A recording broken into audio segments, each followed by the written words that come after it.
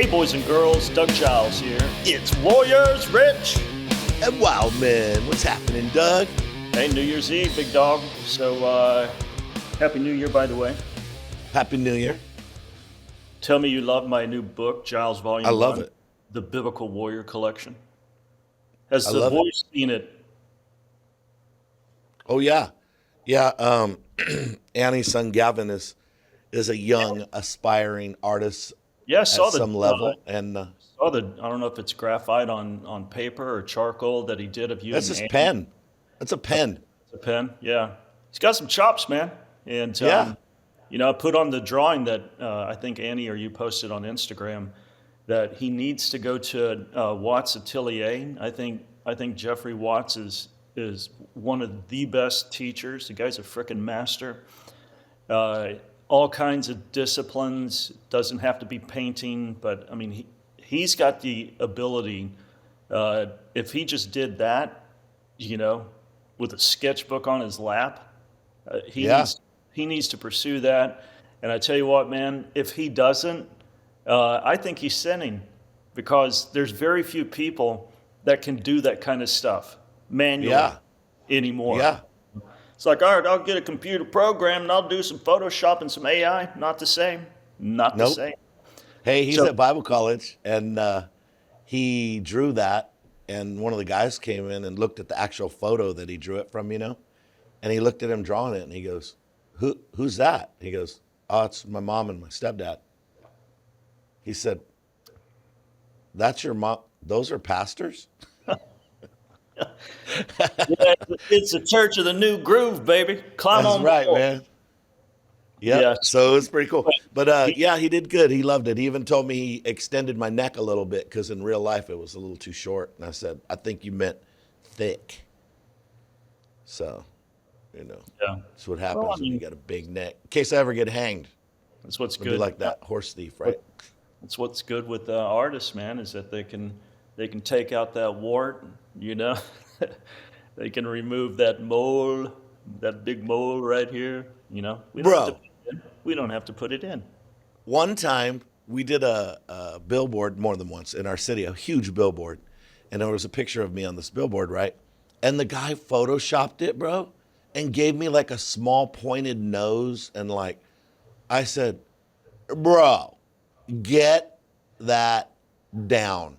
And he's like, "What, man? I was just trying to make it look nicer." I said, "Look, you want to like cover up a pimple or, whiten my teeth or something, that's fine." I said, "Bro, I'm a real person. People see me.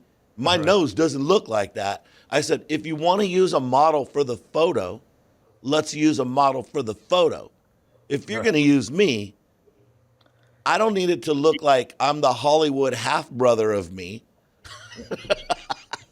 Man, do you have that picture in your archive somewhere? I'd love to see that stuff. I'll have to find it. I have it somewhere. It's awesome, bro. I look like a model. You're like, "Who is that guy?" You wouldn't even know me. Yeah, you got freaking Michael Jackson nose. Yeah. Yeah, I had a similar thing. So I was doing a book for Regal Publishing, and my literary agent he sold me to Regal, and the person that we were interfacing with just loved me, loved the way that I riffed and stuff, and thought the content was, substantial and fun. And I said, of course. And so I turn in the manuscript, and they go, "Do you mind if we edit it a little bit?" And I was like, "No, I thought they're going to talk. I thought, grammar, that kind of stuff, because Sure. I flunked English. I got the first galley back. I was like, who the hell wrote this book? It sure wasn't me. Completely changed it. You couldn't hear my voice in the book. And I said, I'm not gonna sign off on that. And they're like, well, just some people, in our company just think you're just a little too much. And I'm just like, I don't. Piss You're the off. one that hired me to do this. You paid me money to do this, and now you don't want me to do it. So you can give me the Bro, check as a kill fee, and I can walk away, or we can proceed onward. exactly. I had one time they sent off some of my stuff to a ghostwriter, and a sermon, and they sent back like this intro chapter to it. And I read it to my kids, and my kids Who's were the gay guy that wrote this sermon? yeah, like high school, junior high, and younger, you know. And I read it to my kids, and they were all cracking up, laughing the whole time I was reading it. And my daughter, Brooke, the oldest daughter, she says, "Dad, has the guy who wrote that ever even seen a photo of you?" Right. That described it perfectly. So I told him, "You're fired, bro. Like you're not hired. You're whatever you are. You're not it for me." So thanks. Yes, Isn't and it here we weird? are. Isn't it weird? So you have that done, a ghostwriter to your sermon. I had it done to an entire book. And yet the commonalities, Rich, of effete, gelded, nutless, spineless, just tepid little Christian voices that are out there. How that, you know what I'm talking about? It's like, here you had that done to your sermon. It's like, all right, we're going to remove the balls from this thing. I had it done to a book. It's like, who is out there in Christendom calling that kind of shots? Like, this is what the culture needs, instead of Yes. people not needing raw Rich and raw Doug. I Yeah. think so, man. But again, I Hey, think it's interesting that the same effects happen to us. I was in Miami, you're in Arizona, and everybody wants to make Christianity palatable for tone little it J. down. Yeah. Tone it down. I have a Tone it- friend. I wrote him an email like, I don't know, 20 something years ago. I was in my early 30s. And I wrote him this email, and he wrote back and he said, "Bro, why do you write like an 80-year-old Baptist? Don't talk to me like that." And what it was is subconsciously, probably unconsciously as well, I was conforming to that mentality, right? And then he told me, "Don't ever talk to me like that. Don't write to me like that. And if you ever write a book, write it the way you talk. Don't let anybody change it." And he told me that years ago. And that helped me a lot. It's like, just be who you are. Yep. I mean, I'm not talking about being rude or crude. I'm talking about communicating effectively where you're at and in the appropriate audience. But he's just saying, hey, be sharp, be on it, be edgy. Don't tone it down for the people so they don't have to hear it. You know what I mean? People say, hey, turn that down. Why do they say turn it down? Because I'm not trying to hear it. Guess what, Doug? You can write this down. You can take this quote from me. When they tell me and you to tone it down, they're really saying turn it down, because I ain't trying to hear that. That's what's happening. You know what I'm saying, Doug? Hey, let's let's turn the heat up on you and I, okay? And let's turn the heat up on our Warriors and Wild Men audience. Let's go. When everybody's talking about, like, what does 2025 hold for you? What's your New Year's resolution? I'm like, hell if I know. I have no clue Yep. what 2025 holds for me. I know the one who holds it, and I hope he likes me, you know? He said he likes me, Rich. I can hear him right now. I like it. I But like it. actually said he said that he loves me, and wait, he said that me and you are his special boys. I knew it. I Wait. knew it.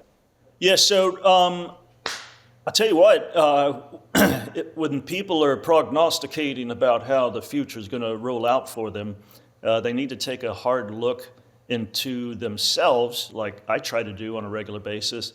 And I've developed, Rich, just for the Warriors and Wild Men audience. Well, that's a lie. It's for whoever wants to consume it. The Warrior and the Wuss test. I love it. You want to bounce through this with me? Yeah, let's do it. Let me start with a quote. I want to start by quoting myself. Get it? You like that? It's Yes. a great intro. People say, you know this famous quote, "What do you do when life gives you lemons?" Right? What do they Let say? somebody else suck it. Yeah. Make lemonade, right? I have this little quote book that Zeke and some of the guys made one time. I have to find it. But one of the main quotes in it says, "When life gives you lemons, punch it in the face and say, 'Did I ask for lemons?'" That's what I think about 2025. And let me tell you about 2024. I liked it. I liked it, Doug. Guess what? Some of it was hard and it sucked, and I liked that too. Some of it was great, and I liked that. Some of it was in between, liked it. Some of it was emotionally crushing, liked it. Successes and failures, I liked it, bro. I liked it. I'm ready for 2025. Let's do this thing. Yeah, it's just it's part of sucking air on this sin-cursed terra firma. It's going to be good, it's going to be bad, it's going to be ugly. And we're Yep. called to praise God and be thankful in all things, not for all things, but in all things. And if Paul and the boys can do it, from a prison cell, and Christ can do it in a garden, weeping over our stupid, sin-laden backsides, then I think it behooves you and I, Rich, that we should be, I don't know.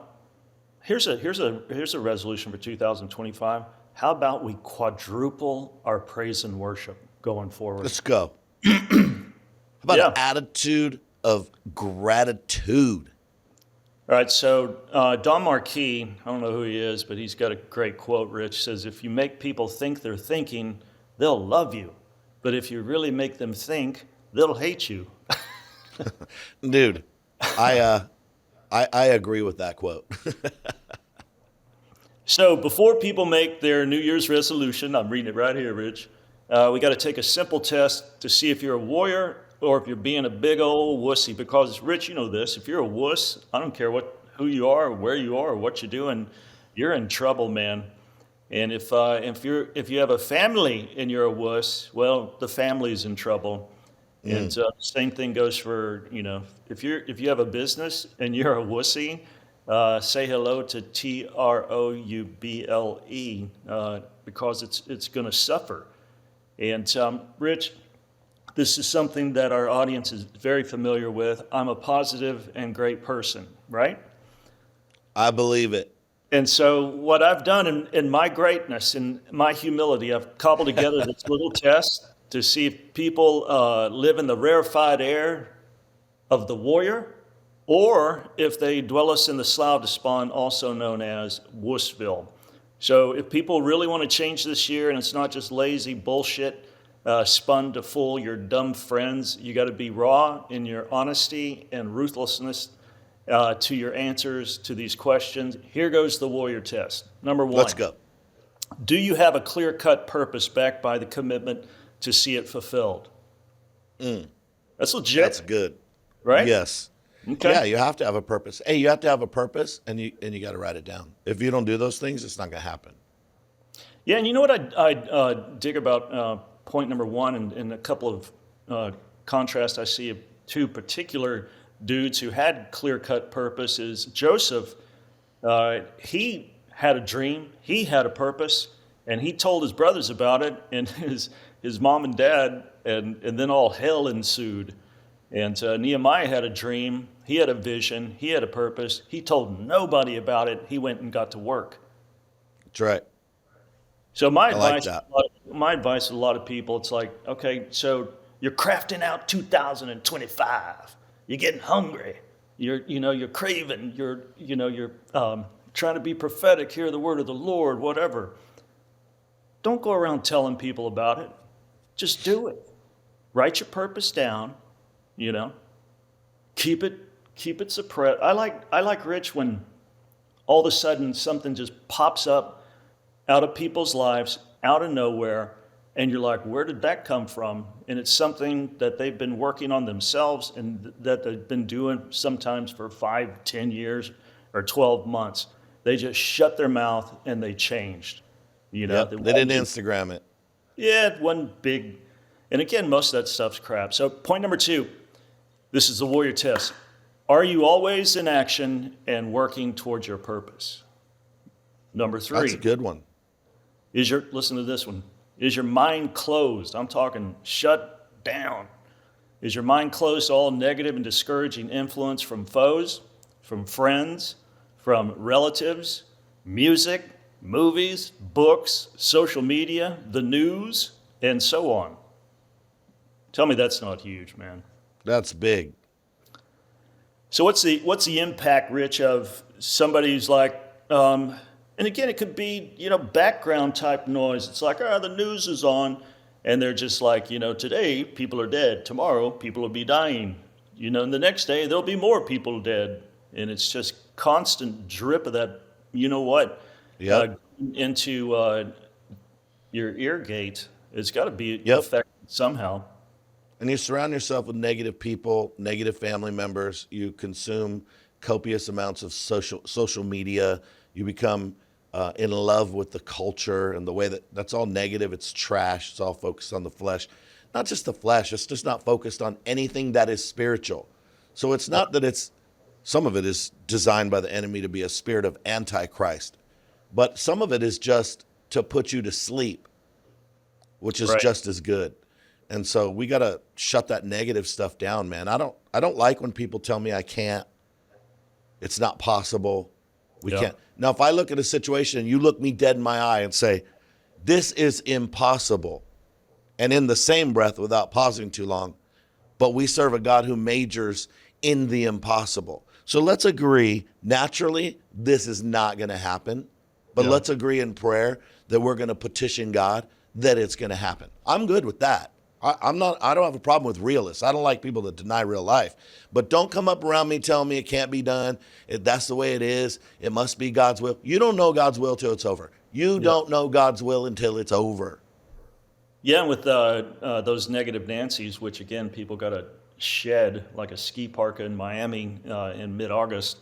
They bring out all the reasons why, so and so and this and that is not going to occur. And man, I'm telling you, folks, just like Rich just did, is that it sounds ugly, especially if it's family members or Christians who refuse to grow and move into a new level of faith. You gotta lovingly just stop spending so much time with them. Not saying completely cut them off. It's not like we're having a gang, here and you get rid of them and stuff like that. But you got to understand that what they do to your spirit and how it keeps you down. And what you said earlier about just the vast amount of volume of social media, of television, of just stuff. It might not be directly negative in its messaging, but it's negative in the effects that because you spend so much time on it, you can't spend time on what God's called you to do. And so you're listening and watching and viewing other people possibly fulfill their purpose, say that there is some kind of value to it, while you're while you're in the bleachers spectating. It's like, man, a lot of people.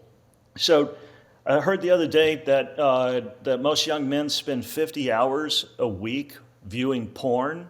Okay, Bro, well maybe you can come cut on. that out. And I'm then, not shaking nobody's hand. right, I'm wearing a Keep your hazmat suit. spanky little hand away from me. I'm going to start wearing gloves everywhere I go, bro. Right.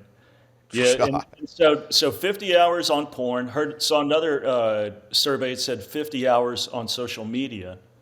And man, if that's not negative, if that's not a dream Right. killing vice, I don't know what is. When people talk about it's like, hey, I'm gonna do the Daniel fast, and hey, I'm fasting this week. It's like, why'd you tell me? You already ruined it. You might as well go eat a Big Mac. But what I think people should fast from is like, why don't you fast from, I don't know, social media? Yep. My Deny wife that. does that. Yeah. Annie does that. She's like, I'm done with all this for a week, 7 days unplugged. But she'll do a regular fast. Yeah, I don't think you should go telling people that you're doing a fast unless you're doing a group fast with a group of people to encourage each other. But other than that, going around telling everybody you're fasting's clearly against scripture.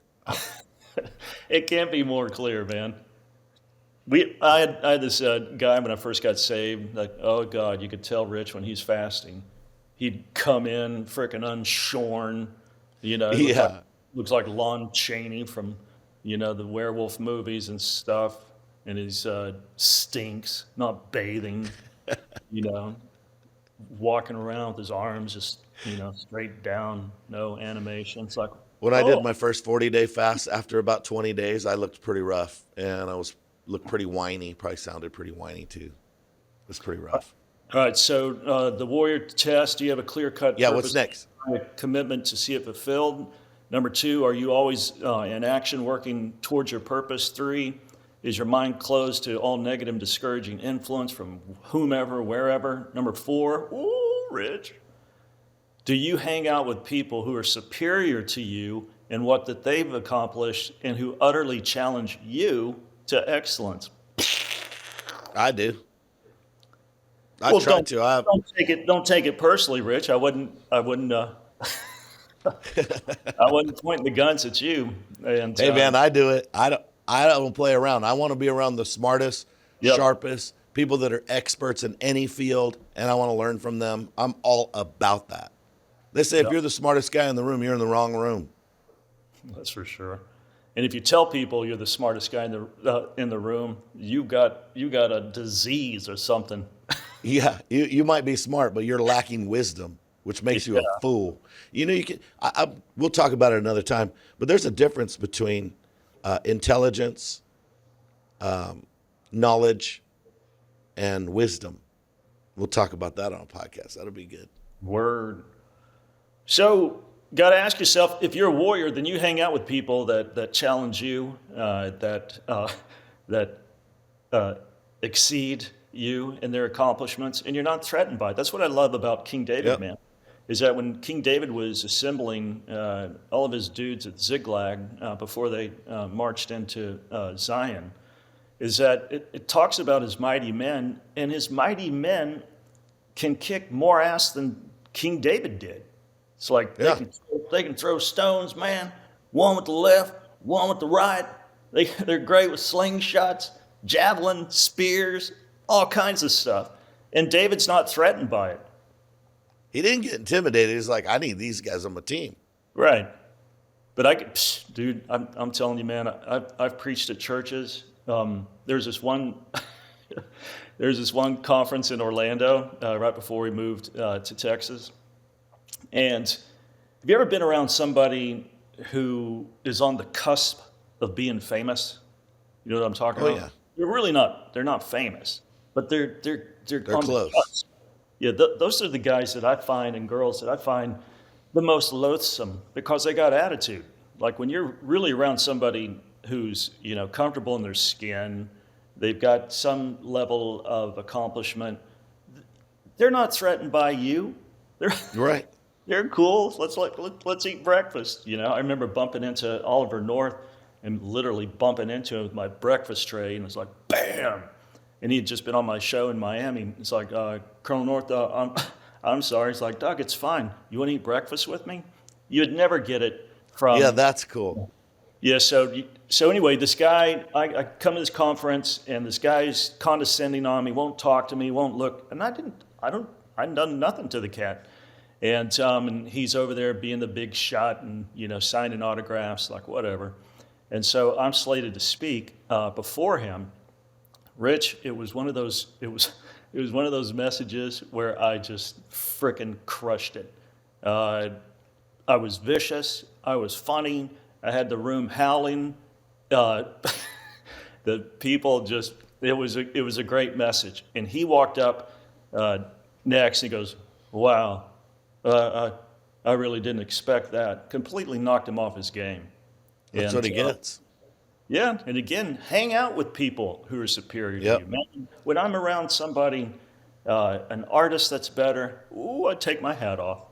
When I'm at a different church or a conference and stuff like that, I'm a sponge. Yeah, I'm not everybody's better than us at something, man. That's why the Bible exactly. says consider others as better than yourself. Try to learn something from everybody. Everybody knows something that you don't know. Your kid knows who broke the lamp. You don't know that. Like Exactly. everybody knows something. I was in Colombia at this big conference there, and I met this pastor, and they said, yeah, this is Pastor so-and-so. The translator said, hey, nice to meet you. They said he's a pastor of a church of 15,000 people. And Doug, as I'm shaking his hand, I look him dead in his eye, and I said, is that the best you can do? And they said that to him. They paused and they translated it, and they held on to my hand, and he looked down and let go of my hand, and he goes, no. I said, well, congratulations, but I don't think you've reached your potential yet. This is just the beginning. And he was like, yes. And nice to meet you. And he leaves. And the people were in shock. And I was like, okay, 15,000. I mean, the whole world's going to hell. I mean, that's an accomplishment, bro. That's not some little thing. Well, that night I was at dinner, and his youth pastor was there who was at that conversation. And he said, hey, my pastor, after you walked away, said someone find out who that is. And they said, we went and found out that you were the guy that was hanging out with Pastor Cesar all the time. And he said, we need to go home and get to work. We need to get to work. We haven't reached our potential, not as a church. when you get to work. And I just laughed and I said, well, to be honest, I just said that halfway as a joke, but also like, I bet you got more. If you can get 15,000, come on, you get 20, you get more people saved, right? Like I meant it like that, like, haha, kind of funny, but also, dude, you got the goods, right? But at first he took it as a little disrespectful, but when he thought about it, he's like, man, I can do more than this.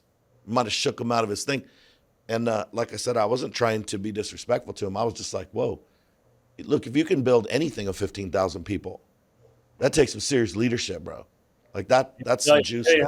Tell you how to grow the church and get crowds like that. Bring camels to your Christmas fest. Yeah, he wasn't doing that. This is a discipleship dude in South America. He was bringing it. Hey, all right. So number 5. If here's the 5th question to find out whether our listener and Rich and I are warriors or not. Are you self-reliant and independent? I like that. Yeah, because a lot of people, it's like, well, the church is a body and we're codependent upon each other. It's like, no, we're not. God's never called us to be codependent to any human being. We're supposed to be independent, unique parts of the body that, like you were talking about, have our fit and function, and we are to contribute in that manner. But I don't. Right. I don't like being reliant upon mommy. My mom's dead. But come on, folks. I know people, Rich, they're nearly 40, and it's still, what mommy can do for them. And mommy's, man, quit. Yeah. When do you become a contributor? That's the question, right? Yeah. Again. Yeah. When do you 40 become the person that's doing the blessing? When are you? The Bible says, inevitably, invariably, the lesser is blessed by the greater. So how do you become greater? Do the blessing. Like, are you going to be a taker and a leech your whole entire life? Or are you going to grow up and have something to offer? And it's hard to give when you don't have anything to give. Now, we give from our lack, but you can't give from nothing. You got to have something. Come on and get something. Yeah, I saw it in Proverbs 21 the other day. And, Solomon, he's, freaking genius in how he contrasts the wicked with the righteous. And so, like, wicked people do this. Wicked flee when nobody pursues them. The righteous are bold as lions. And Yeah. it's like the wicked crave, but they're too lazy to do anything about it. Yeah. And so they all they do, and I think the voice translation of the message says, all they do is they want to get stuff that other people have. So he framed, and we've got a whole wing of evangelicalism that's built on that. It's like, what did Solomon say? That's the wrong part of the verse to obey, dumbass. And we've got, so if you're a Christian and all you're thinking about is get, you're wicked, according to Solomon. Boom. It says the righteous, the God loyal, as Peterson puts it, he says they constantly give of what they have. Yeah. So you got framed up, somebody who's self-reliant, somebody who's giving, independent. The other one's just scarfing stuff, just taking, ticks, leech, and bats is what I call them. Number 6. Ooh, this one's going to hurt, Rich. Here's a number 6, a warrior test. Do you take responsibility for your life, both failures and successes? Last night I was watching Pierce Morgan interview Amber Smith, 15-year-old girl that murdered her 15-year-old boyfriend, lured him to a crack house, had her brother hit him over the head with a baseball bat. Her new boyfriend shot him multiple times with a .22 pistol. Then they stuffed him into the bathtub, shattered his knee so that they could fold him into a small sleeping bag, and then put him in a fire pit behind their crack house and burnt him to where, almost couldn't identify him. Then they put him in 5-gallon paint buckets and then rode down to the rock quarry and dumped his remains in the little pond or lake that was there. And she confesses it and everything, and she never take responsibility for it. It's like, well, my boyfriend, he was real manipulative. It's like, you had a choice, lady. It's like, well, you know, I don't know why I did what. It's like, take responsibility or you're not going to be able to move on. Well, People don't.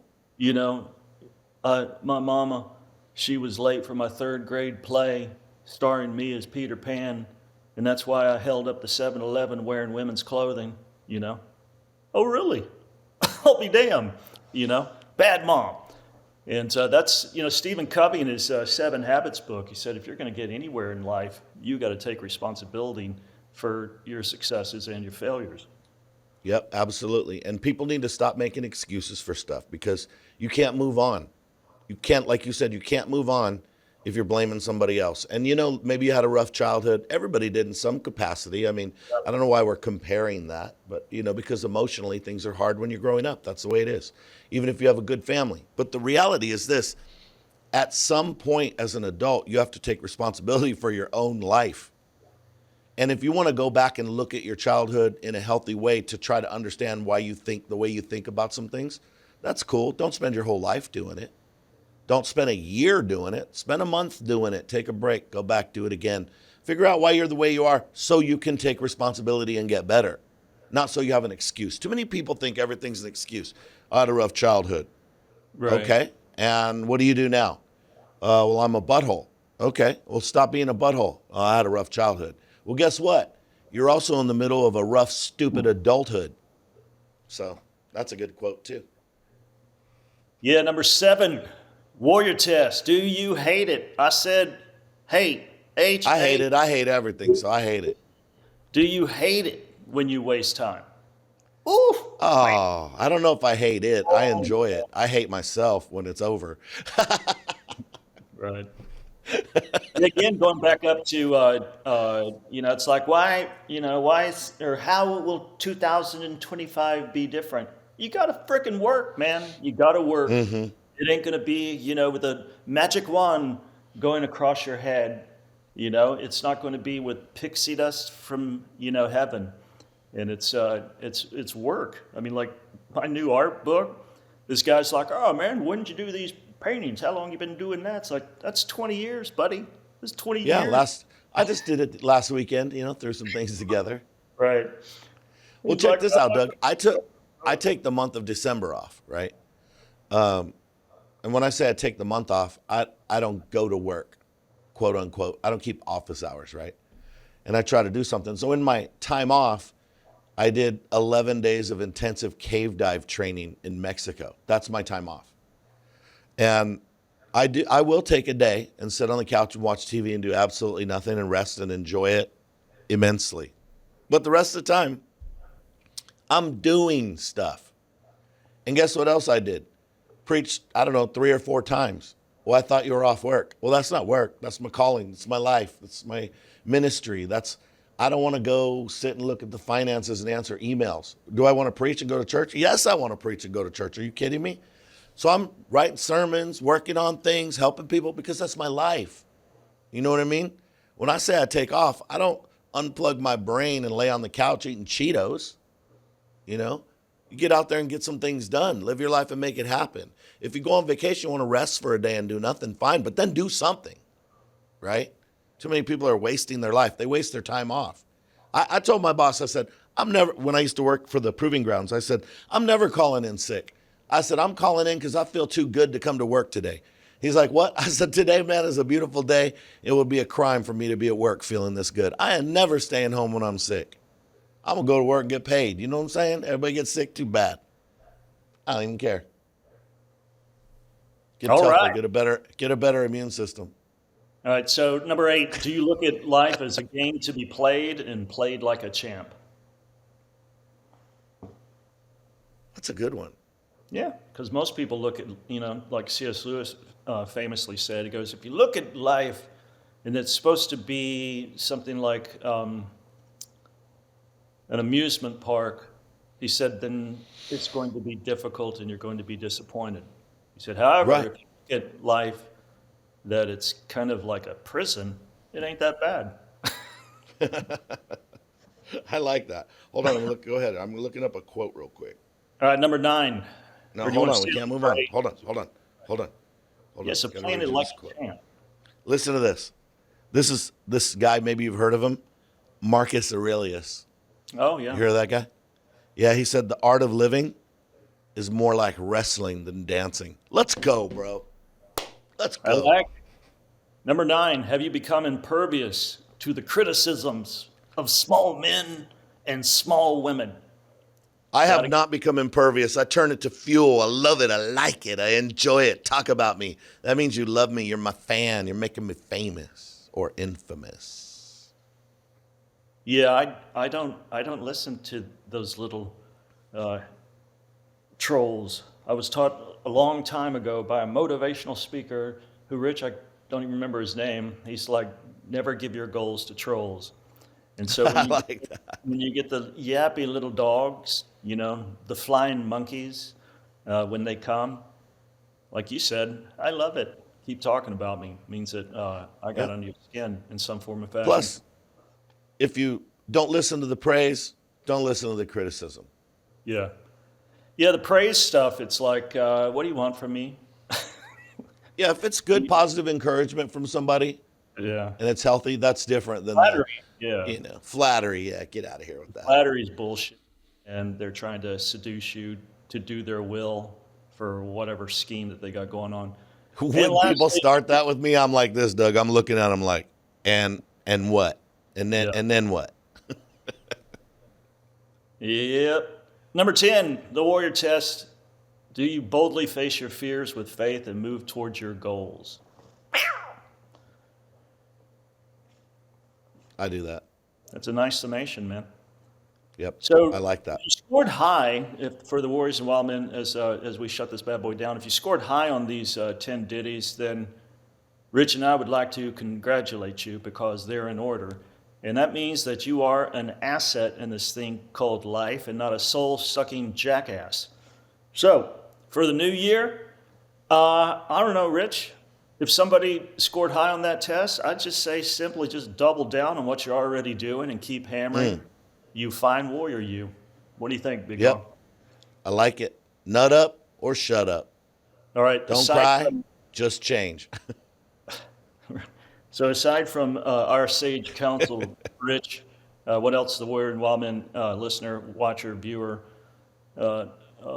zealot supposed to do? Grit your teeth. Get some balls. Quit being a crybaby. Cry Yep. on the inside, not on the outside. I don't know. Yep. Oh, you mean like, go to warriorsofwildmen.com. That part. Yes. After you get some balls, go to unless you're one of the lady listeners, Right. then apologies. I apologize. No. Go to warriorsofwildmen.com. Subscribe. It is free. We'll hit you up with a couple emails a week, let you know what's happening, keep you posted. And if you're getting something good from the podcast, hit the war chest. Your gift is tax deductible. And when you send your gift, we'll send you that information. For those that are doing it, you guys are awesome, man. We see you. We appreciate you. Warriors of Wildmen, out.